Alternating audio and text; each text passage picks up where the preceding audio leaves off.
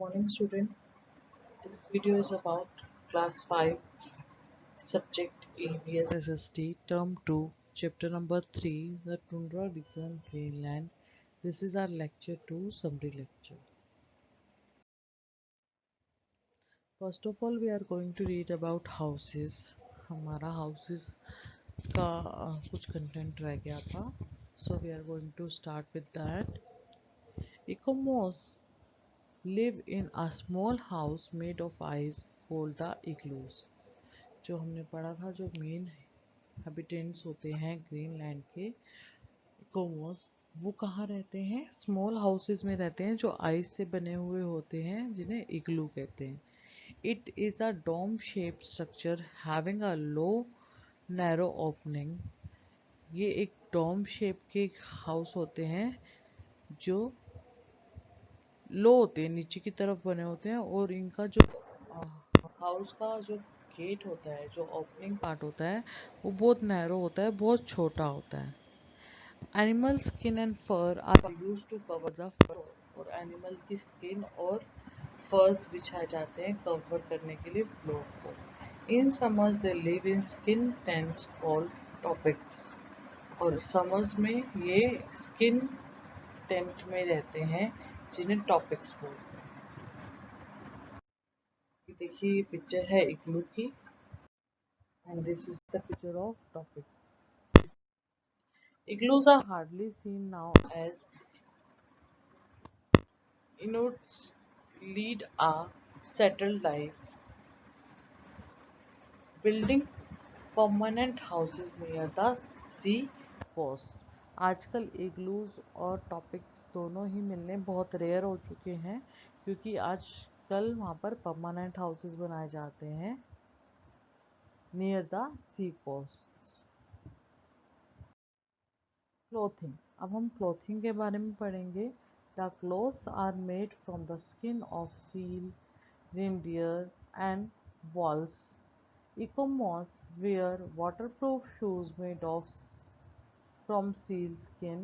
Man, women and children wear jackets called a paraka. जो Greenland के रहने वाले लोग होते हैं, वहाँ किस तरीके के कपड़े पर चलते हैं? वहाँ पर एनिमल्स की स्किन के कपड़े पहने जाते हैं, जैसे कि सील, रेंडियर और वॉल्स. हमने पढ़ा भी था कि इन एनिमल्स का शिकार करते हैं खाने के लिए, हंटिंग करते हैं खाने के लिए. उनका जो मीट होता है वो ही खा लेते हैं, उनकी स्किन क्लॉथ के लिए यूज़ करते हैं, और उनका जो फैट कंटेंट होता है वो ऑयल लैंप जलाने के लिए यूज़ करते थे. ठीक है. और ये शूज़ भी वाटरप्रूफ डालते हैं, क्योंकि थ्रू आउट द ईयर वहाँ पर आइस होती है, इसलिए ये वाटरप्रूफ शूज़ डालते हैं जो सील की स्किन से बना हुआ होता है. और जो स्पेशल जैकेट्स डालते हैं, इनको बोलते हैं पराका. The government has provided food facility to the people of Greenland. Life has changed in Greenland and many towns have developed. बेटा पहले से अब ग्रीनलैंड की लाइफ बहुत ही चेंज हो चुकी है. ठीक है. वहाँ गुड फूड की फैसिलिटी दी जाती है बाय गवर्नमेंट. ठीक है. These have all kind of facility as those of the other modern towns, shops, markets, school, colleges, hospital, post office and hostels etc. ये सारी चीज़ें आजकल फैसिलिटी मिल गई है, वहाँ के कुछ टाउन्स में हैं. स्कूल्स हैं, शॉप्स हैं, मार्केट्स हैं, हॉस्पिटल्स हैं, पोस्ट ऑफिस हैं, होटल्स हैं. ये फैसिलिटीज़ अब वहाँ पर कुछ टाउन्स में आ गई. There are very few towns in Greenland. Most of them are near the coastal in the southwest. Greenland में बहुत कम टाउन्स हैं, और जितने भी टाउन्स हैं वो नियर द कोस्ट हैं साउथ वेस्ट में. New. It is the Capital of Greenland. It is a big trade center and has a modern airport. Greenland का सबसे बड़ा टाउन कह सकते हैं जहाँ पर ट्रेड सेंटर है, कारोबार के लिए ट्रेड सेंटर है और मॉडर्न एयरपोर्ट भी बना हुआ है. The population is 15,000 and is the biggest and oldest town in Greenland. वहाँ की पॉपुलेशन 15,000 लोगों की है. ये सबसे बिगेस्ट और ओल्डेस्ट टाउन है ग्रीनलैंड का. People now live in modern houses built of wood. Motorboats have replaced old kayaks and the riffles have replaced harpoons. आजकल के लोगों ने वहाँ पर मॉडर्न हाउसेस बना लिए हैं. ओल्ड जो बोट्स थी वो चेंज हो गई हैं मोटर बोट से. जो हारपून्स वो यूज़ करते थे फॉर हंटिंग, उसकी जगह राइफल्स यूज़ करते हैं वो. तो आजकल ग्रीनलैंड की जो लाइफ है वो बिल्कुल डिफरेंट हो चुकी है. Now quick scroll. पूरे चैप्टर को हम एक बारी फटाफट रिवाइज करेंगे.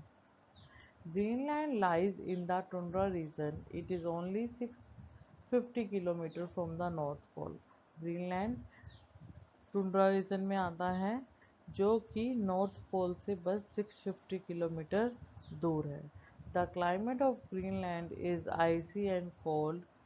Winters are long, dark and gloomy. यहाँ का वेदर जो क्लाइमेट है वो रहता है वो आइसी और कोल्ड रहता है. ठीक है. यहाँ की विंटर्स बहुत लॉन्ग होती हैं और डार्क होती हैं, ग्लूमी होती हैं. The natural vegetation of Greenland consist of मोज एंड लिंचेस. जो नेचुरल वेजिटेशन है, जो नेचुरली वहाँ पर दो फसलें होती हैं वो मूज एंड लिंचेस हैं. Ecomos are the original inhabitants of Greenland. Earlier they used to live in igloos, but now they enjoy modern facilities and live in permanent wooden houses. जो ओरिजिनल इनहेबिटेंट हैं ग्रीनलैंड के वो पहले इग्लूज में रहते थे, but आजकल वहाँ की लाइफ बिल्कुल चेंज हो गई है और सबने अपना मॉडर्न फैसिलिटीज़ वाले परमानेंट हाउस बना लिए हैं वुड के. The main occupation of the Eskimos are fishing, hunting and trading. जो मेन ऑक्यूपेशन है, जो काम करते हैं इकोमेज, वो फिशिंग, मछलियाँ पकड़ते हैं, हंटिंग करते हैं और ट्रेडिंग करते हैं. नाउ बेटा your homework. Today you have to do book exercise of chapter number 3. First of all, multiple choice question. Greenland is located near the equator, Tropic of Cancer, Antarctic Circle, Antarctic Circle. Number 2. Greenland belongs to England, France, Denmark, Holland. Next question is, which of the following is the vegetation of Greenland? Greenland की vegetation जो हमने अभी पढ़ी है उसके बारे में बताना है आपको. The people of Greenland are called Penguins, Eskimos, Banjaras, Bantu. The capital of Greenland is Kingsa, Ridhyak, Nuuk, Koping. Now next question is filling the blanks. You have to fill the appropriate word in these blanks. Number 1. About two-thirds of Greenland lies in dash. Second, dash gave the land its name. Dash gave the Greenland its name. Third is, the Eskimos used to live in dash. Number 4 is the important animal useful for its fur. You have to write here animal name that is useful for fur in Greenland. Greenland में जो useful माना जाता है अपने फर के लिए। ठीक है बेटा। Now next is jackets called dash are worn by mans and womens. जो जैकेट्स मैन्स और वुमेन्स डालते हैं ग्रीनलैंड में उन्हें क्या बोला जाता है? First bring the banks. About 2/3 of Greenland lies in dash. 2/3 part Greenland का कहाँ लाई करता है, कौन सी जगह लाई करता है? You have to write the name. Dash gave the Greenland its name. Greenland को उसका नाम किसने दिया? The Eskimos used to live in. Eskimos कहाँ रहना पसंद करते थे? Dash is the important animal useful for its fur. And jackets called dash are worn by man and woman. Now you have to write true or false against each statement. Number 1. Plants that grow in Greenland are hardly 20 centimeter in height. जो plants Greenland में उगते हैं वो hardly 20 centimetre height के होते हैं। Number 2. Eskimos are dog like animals. Eskimos dog like animal होते हैं। Kayaks are drawn by the reindeers. Reindeers चलाते हैं कयाक्स को। द मक्स ox has a long shaggy coat. जो मस्क ऑक्स है ग्रीनलैंड में होता है जो पाया जाता है उसके लॉन्ग और शेगी कोट टाइप स्किन होती है। There are no school and hospital in Greenland. क्या ग्रीनलैंड में कोई स्कूल और हॉस्पिटल नहीं है? अब इन मॉडर्न इरा, अब आजकल की बात की जा रही है तो आजकल क्या वहाँ पर स्कूल्स और हॉस्पिटल नहीं है? Next question is question number D. Match the item given under column A with that of column B. आपको कॉलम ए और कॉलम बी को मैचिंग करनी है। First of all I am going to read column A. A thick layer of ice. एक layer की thick ice की layer. Huge piece of ice floating on the sea oblique ocean. बड़ा सा piece ice का जो float कर रहा होता है सी या ओशन में। ड्रास, small boats, harpoons. Now I am going to read column B. Iceberg, hunting, ice cap, Jammu and Kashmir,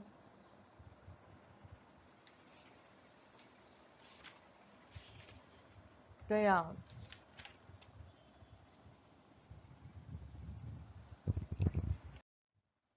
Now question number E, answer the following question. Half part we have done in lecture 1 and now you have to do half part. Question number 3, define harpoon and igloo. आपने इग्लू और harpoon की definition लिखनी है कि वो होते क्या हैं, हार्पून क्या होते हैं और इग्लू क्या होते हैं। Question number 4, why is there absence of vegetation in Greenland. Greenland में वेजिटेशन की एब्सेंस क्यों है, वहाँ पर फसलें क्रॉप्स क्यों नहीं उगाई जा सकती।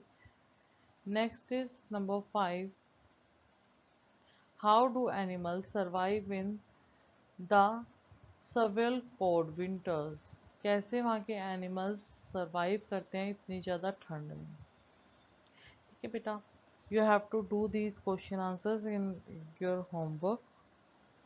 You have to do these answers in your notebook and you can fill your book exercise in your book. Now if you have any doubt you can join the live class, okay, on Google Meet. There you can ask your doubts. Okay beta, bye bye, have a nice day, be safe, be happy and be ready with your doubts for online classes. Bye bye.